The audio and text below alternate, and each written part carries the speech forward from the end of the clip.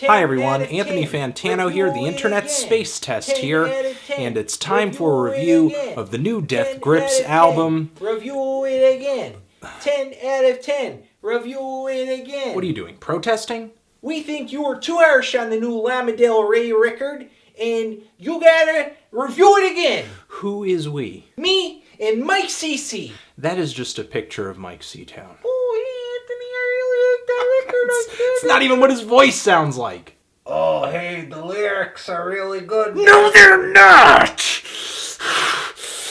Barbara, protect me. Protect me from this madness.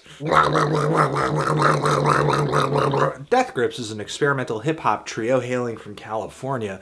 This is the first half of their 5th LP, which I believe is going to be a double album. It's the 3rd project they have dropped straight out of the blue since they hit it big with records like Ex-Military and The Money Store, and got dropped from their label Epic Records after releasing their 3rd LP, No Love Deep Web, completely for free. That compiled with some of the band's internet antics, along with some infamous no-shows at some live dates. Death Grips' actions are about as loud and in-your-face as their music. But their last project, though, musically, was my first real letdown from the band. It was definitely one of their loudest, bluntest, and shortest releases yet, but some of these tracks did feel sort of unfinished in that they just incessantly looped over and over and over and didn't really bring much progression or dynamics to the table.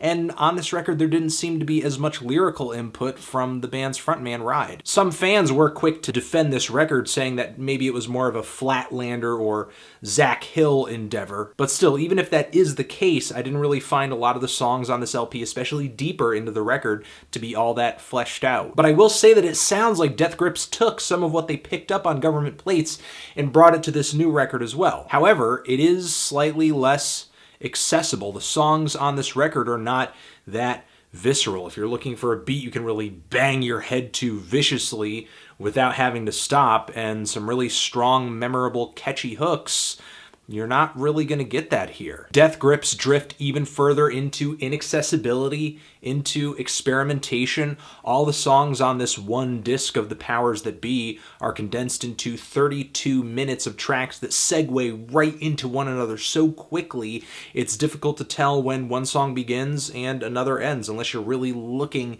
at the track times. This thing is a dense, digital onslaught of difficult to decipher poetry, grooves, and song structures. Death Grips is sounding more esoteric than ever. Even though this record is difficult musically and lyrically, there are some familiar themes that do turn up in what Ride says on this LP. There is the song Up My Sleeves, in which I do catch a lot of themes of death as a person, you are temporary, suicide, Ride saying that he will take his life and quench his hearse. Sick fucking lyric. And the music embraces that sense of being temporary as well. This is one of the longer tracks on the LP, and it's incredibly jarring as it breakneck transitions into one moment that completely does not match the one before it. Then there's Black Quarterback. I think here we're getting a moment where Ride is putting himself into a bit of a braggadocious state, but when he does that, he's just so dark and sick and threatening. On Say Hey Kid, I get a lot of themes of just spitting in the face of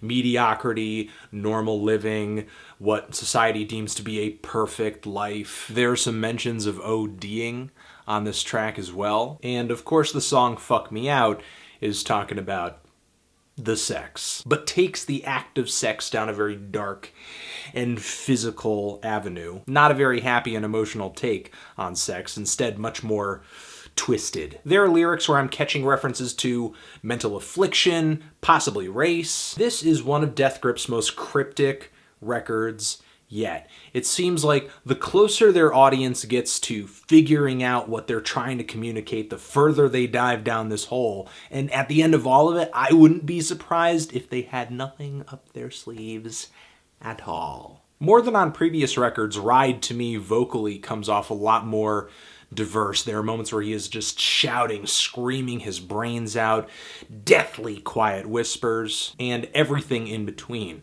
The start of the track Black Quarterback, the way Ride is flowing on this track, his inflection, it actually reminds me a bit of Aesop Rock. And Say Hey Kid, there's some moments in the middle of the track, especially where Ride is indulging in a bit of spoken word, where he reminds me a little of Del the Funky Homo Sapien. So maybe in some respects, Death Grips is becoming a little bit more open about their influences and working with other artists as well. For one, they just dropped a recent collaboration, which is going to be on the new Bug album. And this record, maybe just the first half of The Powers That Be, is actually a bit of a collaboration with Bjork. The band credits Bjork as being featured on this record. However, as far as I can tell, she's only really been sampled a lot. How quickly they loop her voice, how they pitch it up and down, and how they manipulate it makes it kind of hard to decipher the source material. There are some moments where her voice does feel clear though, like at the end of Billy Not Really. But outside of that, any incessant, intense, stuttering female vocal loop could potentially be her. These loops are actually difficult to listen past sometimes. They really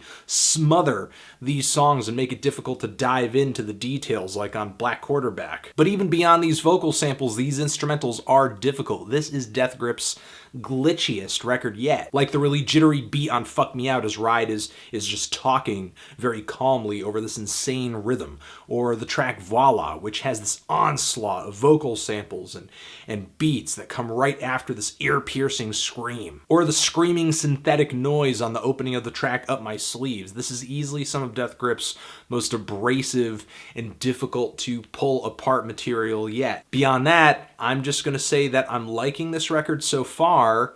I'm not going to score it. Technically, this is only the first half of the LP, but I do want to give my thoughts on what this record is thus far. Transition, if you've given this Death Grips record a listen, what did you think of it? Did you love it? Did you hate it? Why? What do you think I should review next? And that's it. Also, subscribe. $1 million.